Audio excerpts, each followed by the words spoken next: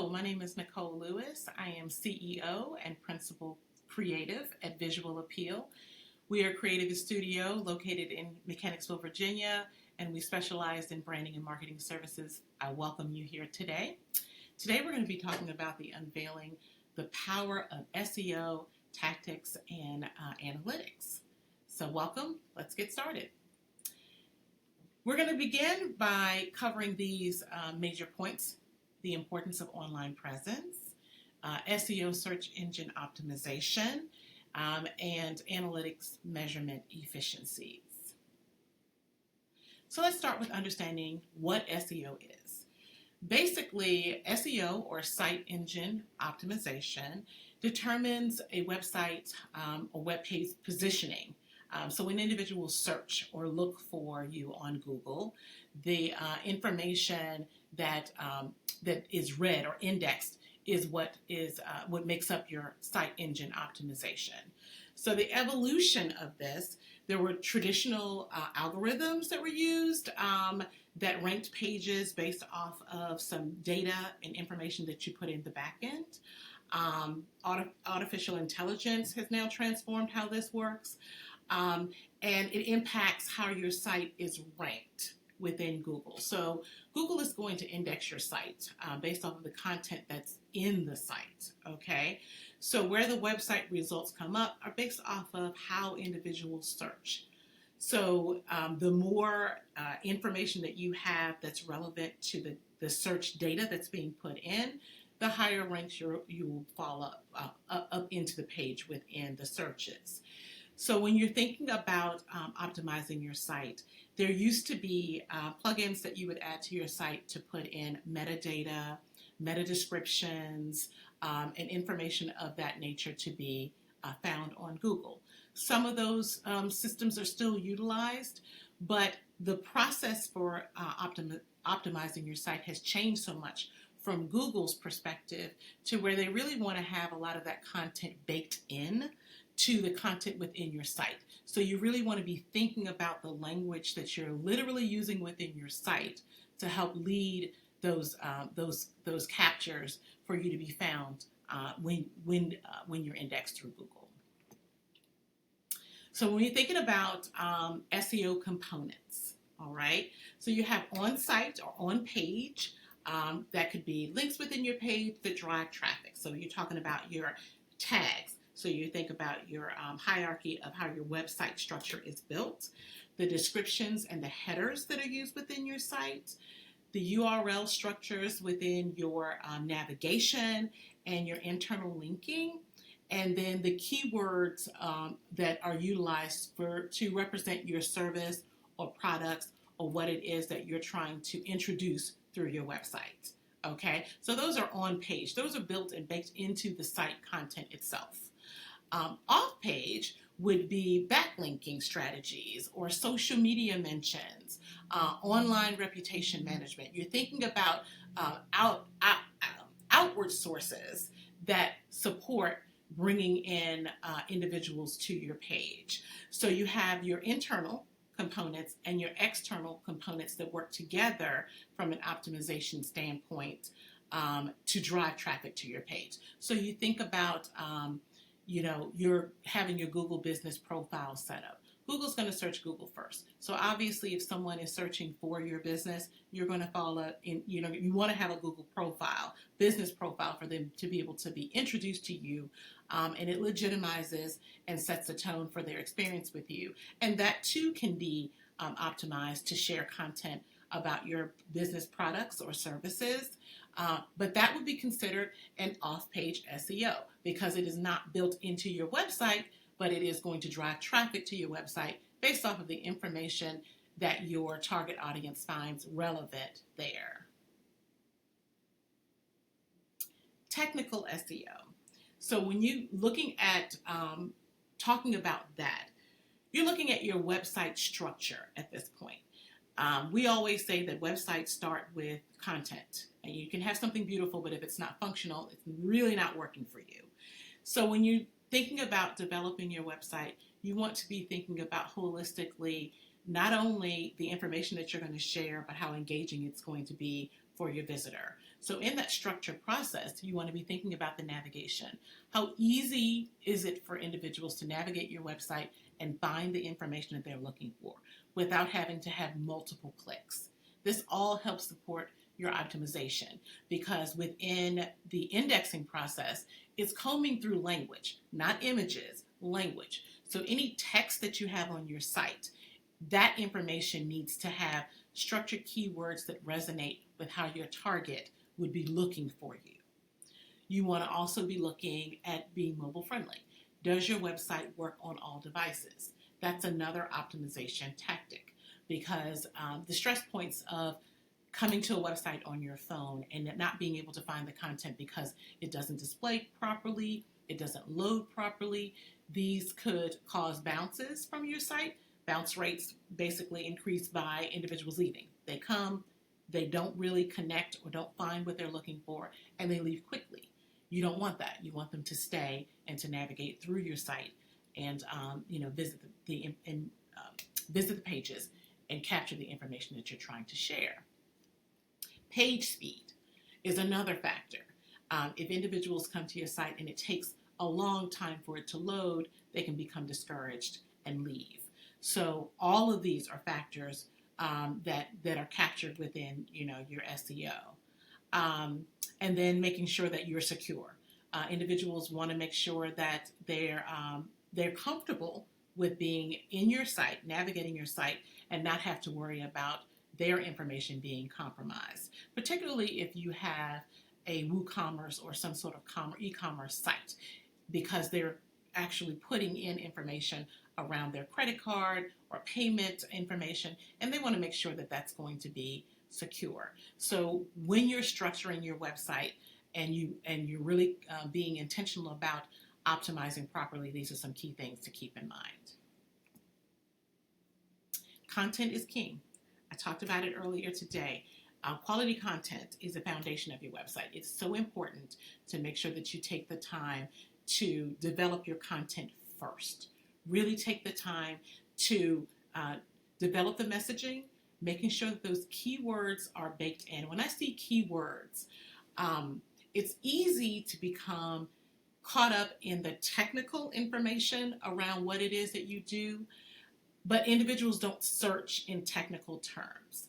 You want to make sure that you are intentional to write it in a way that when individuals are searching, the information they would put into Google, dentistry services near me, keep it really simple and plain so that the language that they're searching will come up. It needs to be baked into the content within your site, okay? Educate on the relevant and valuable information. You don't want to have too much text, because individuals won't read it all. They're just not going to read it all. You want to provide the very important and relevant information and then have those call to actions in place for them to engage and move further. You want to move individuals through your website organically. And the way to do that is to make sure that you're really very intentional about the way that you display your content, how quickly they can get to what they're looking for in as few clicks as possible. That also helps with your optimization. Thinking about also tagging your images. Although this is not necessarily within the optimization standpoint, you want to be thinking about that from the accessibility standpoint for individuals who are coming to your website, so that they understand what they're looking at, what they're seeing, and how they can connect with the information that's being shared. So now we're going to move into talking about some tactics, okay?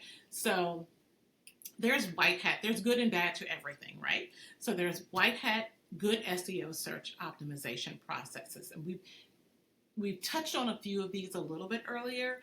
And then there's black hat, which they consider bad practices in search engine optimization rules.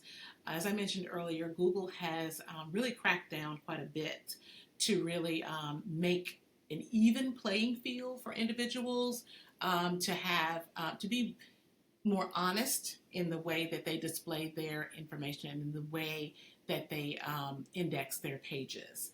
So when we talk about link building strategies, you want to think about building links into your site and that help navigate the process to further engage on particular topics and information. But when you're doing that, you need to be very careful to make sure that your links are always working. If you, for example, linked to a specific blog within your page, but at some point later you go back and maybe update that blog and you change that navigation link by just a little bit, but you've linked to that somewhere else in the site and you didn't go and change it there, it becomes a broken link. The individual can't get to that page. They'll get a 404 or some sort of error code. You want to avoid that. So in your process of going through and updating and refreshing, you want to keep in mind that if you have links built within your site, that you go back and update those links so that the information continues to connect and process properly for your visitors. Thinking about local SEO tactics to increase visibility. Again, those local keywords, your services or products near me, or even specific to the greater Richmond area or the greater Ashland community. If you're very specific about a targeted area that you want to serve, you want to be thinking about how you can bake that information in. Whether that means that you somehow integrate all of the areas that you work in by zip code, or if you want to pull specific regions or geographical areas in general, but really being very strategic about communicating where your services or products are available. We spoke about the business profile, which is so important. You know, it's a free opportunity to really develop a presence for yourself online in addition to your website and your social media platforms. And I always say it's a best practice thing. It's a great way to gather input from from individuals who have utilized your services.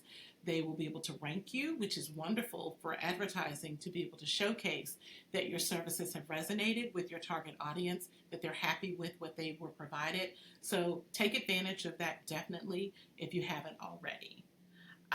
Making sure that your name, address, and phone number is consistent in all areas. So important.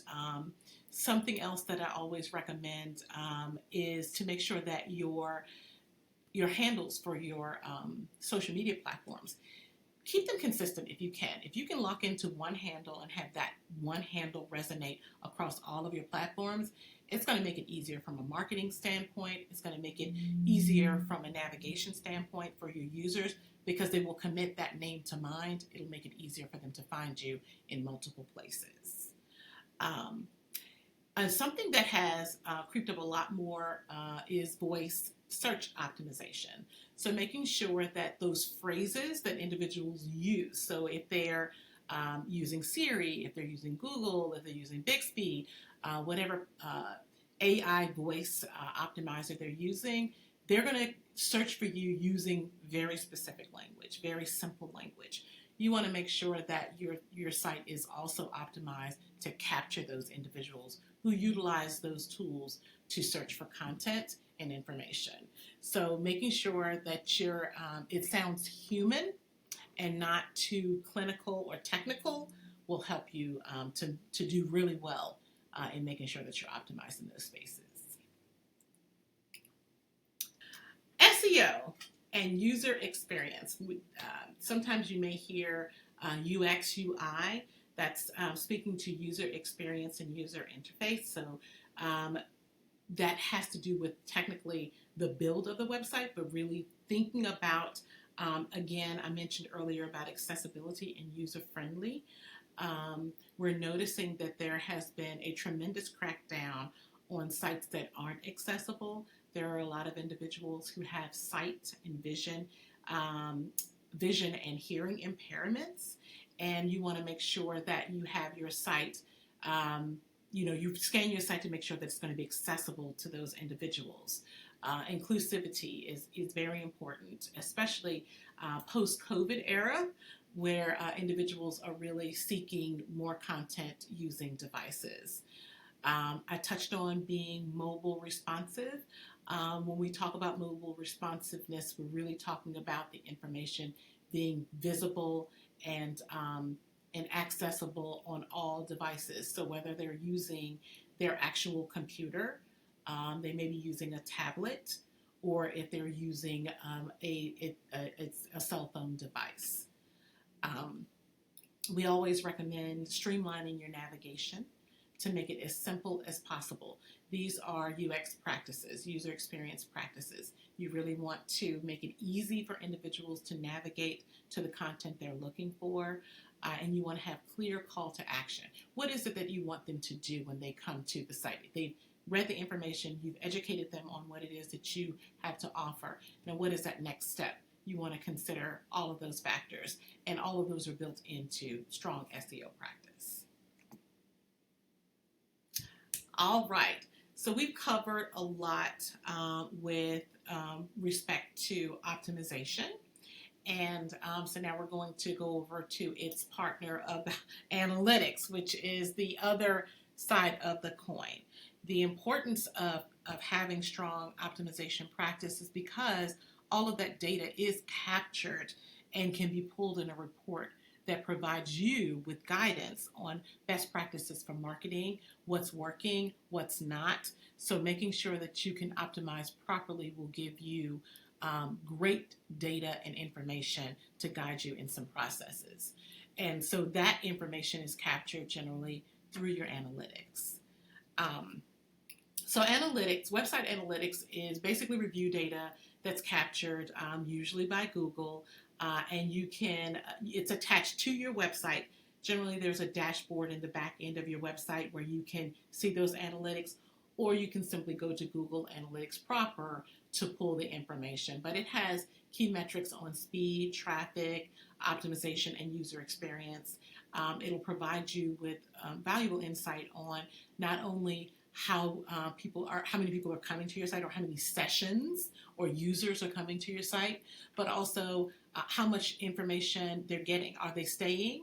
Are they navigating through pages? What pages are most popular? You'll get information about, the percentage of new users versus revisiting users. You'll get information on the pages that they stayed on the longest. It's a lot of valuable information that comes from a Google Analytics report. And generally, we recommend pulling that at least once a month to view kind of how well your site is doing for you, right? It's a very powerful tool. And so you can use it for business market research, to improve your website effectiveness. Like I said, again, for marketing strategies, if you're thinking about, if you deploy marketing initiatives, it will give you great information on how well it's doing. You'll be able to see, was there a bump up in traffic? Did they stay? And then did it convert anyone through that process? Those will give you some things to help you to develop stronger marketing initiatives as you move forward. Conversion tracking and goal setting. It will help you to organize conversions and to optimize towards advertising objectives. Again, thinking about how you can promote and market your business. And conversion tracking is a free tool. It shows you what happens and how customers interact. So I always recommend utilizing the tools that are free to you first, because organic SEO and tracking can lend a lot towards you really growing your business and exposure before you have to invest. All right, so interpreting the analytics data that you found. So you've now committed to attaching Google Analytics to your website, and you've captured data. You need to give it at least a 30-day process to really have a full picture of the full month of traffic that's happened and of the engagement process. Okay, so after that 30 days, you pull a report. You're gonna get some metrics on the organic traffic that's there. I mentioned some of this. The bounce rate, which is the percentage of visitors who enter the site and then leave immediately. You want to try to keep your bounce rate. I believe the metrics is if you're above 70, that's not good. You want to try to be below that. So if you're in like the between 20 and 50 range, that's pretty average for your bounce rate. Conversion rates measure the number of people who converted into they actually purchased your product or service. So if you want to be able to say, okay, so people who came, they stayed on, they visited, and they're actually converted into actual customers of yours. So that's additional data that you can pick up from your analytics report, which is so helpful. Identifying trends and patterns. So this will help you to gain insights based off of the decisions that people are making. You'll make better decisions with your marketing because you'll know kind of the trends of what's happening with people, how they are interacting or engaging with what you've provided. Does it resonate with them? Are they finding it impactful, right? And that will help, again, kind of guide some of your marketing and advertising decisions. And then you want to identify trends that help to predict future outcomes. So thinking about, what has worked in the past and what you can do to capitalize on that for better movement in the future. So again, the analytics data drives that for you. And if you're looking at it each month, you will see the ebbs and flows of how things are moving. You'll definitely see a lot more activity when you are engaging something that it's really resonating with your target audience. If you deploy a new process, you put out a new product perhaps, you've engaged in some sort of event where you've shared knowledge or experience, and individuals will go and Google and take a look at your website because they want to learn more about this information, this person who has shared, or this company who is doing these great things. So again, capturing this information is vital towards helping you to make informed decisions. So we're going to hit a little bit on some of the tools that are used within the SEO space. Obviously, Google is going to index and they're going to pull based off of the content and data. But there are some tools that you can build into the back end of your site that also help with some of your optimization, improving the visibility and helping you to discover marketing insights. SEMrush is one. If you want to look at that one, these are free. Some have free and some have paid options of them. Again, I always recommend start with the free first. Test it out, see how well it's working for you, and if you're getting really good results from it and want to take it to the next level, then it's worth investing in the paid versions of the tool. But here are a couple, and you guys will have this presentation to go back and review. Moz is another, and again, like I said, Google Search Console, which is a free service, it provides the most robust level of results, and it is one that is widely used by everyone to really kind of capture that information, provide you with real data to help you to make some decisions. So we did pull in a case study, and that was Etsy. Etsy has done a really, really great job of leveraging SEO and analytics to really drive individuals to purchase products. Now, Etsy obviously is a conglomerate of many small businesses or providers with products, unique products and services and things of such, but Etsy has put in a content strategy that really tells stories so that you connect with the individuals who are selling the products and you feel like you're a part of this community. And so with that, they drive a lot of additional visibility and traffic to the individuals who are on their platform. And they utilize a lot of, really great ways of spotlighting the users. They branded Etsy very well for brand loyalty. And so they've done a really great job of making sure they're very intentional. Storytelling is a strong way of connecting with the target audience. They want to know about your products and services, but they also want to feel engaged and connected with you. And that's something that they have done very, very well, not only from internally with the content they develop, but also being able to capture the voices of the individuals who are buying from them. Testimonials go a long way because individuals want to know, whether or not they can trust you. Do they know, like, and trust? So if you have individuals who are able to share their experience, it was a wonderful process working with them. They had great customer service. Their product is amazing. Those stories lend towards more success towards you because individuals who read those, they're individuals who literally go out and look for testimonials and reviews as they're making their decision about whether or not they want to do business with you. So anytime you can do that's a positive for you.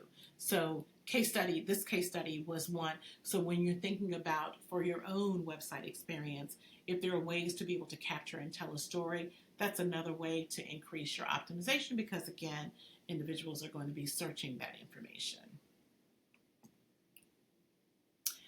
So a few takeaways to remember from today's discussion. We talked about the importance of SEO, some of the rules and methods to keep in mind.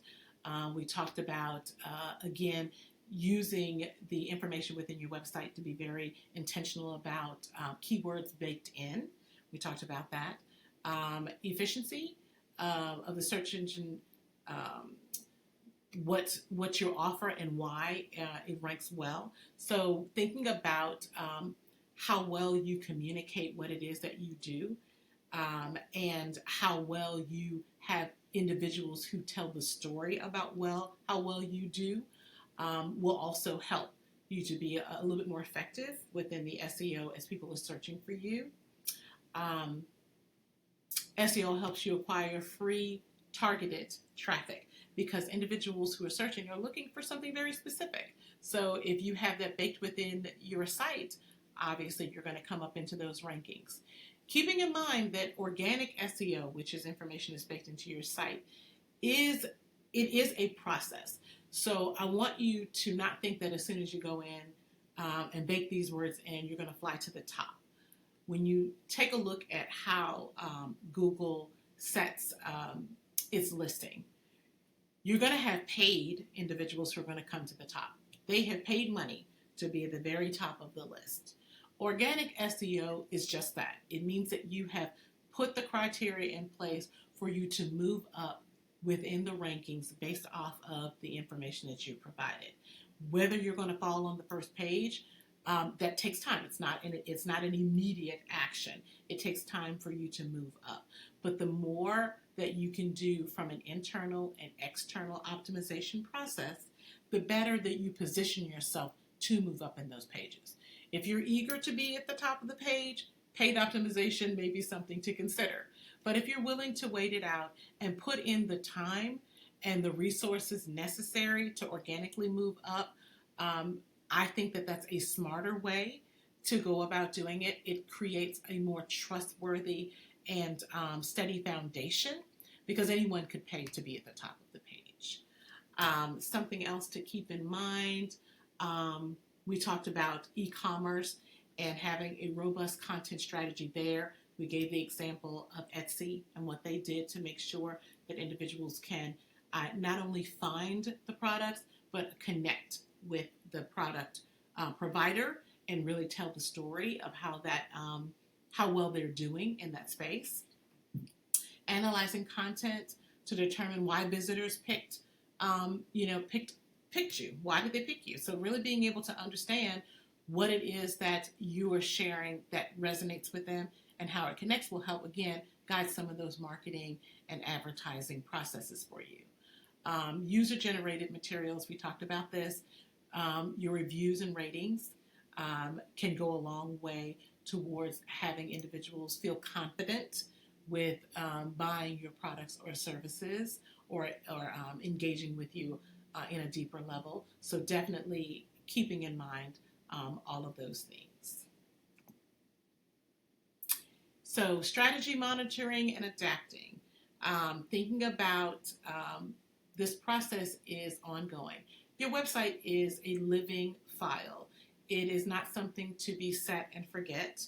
You should constantly be going in and updating, monitoring, and adapting your processes so that you continue to grow your grow your target audience, connect with the individuals, and grow your business. So when you're thinking about that, having in your strategic arm clear objectives, being your keywords and analytics, and an action plan for how you want to connect and engage with your target audience.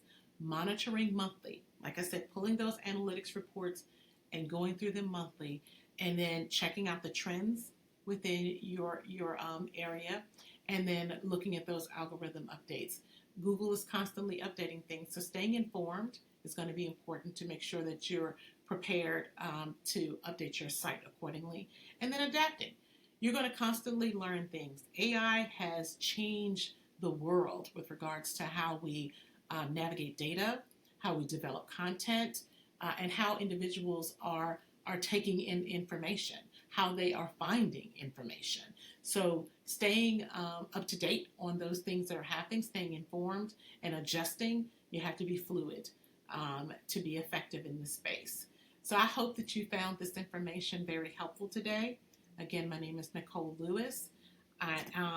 We're with Visual Appeal. You may not be able to ask questions today, but my information is here. So feel free to reach out if you have questions or want to continue the conversation. I wish you all the best in your website journey and in your business practice. Thank you.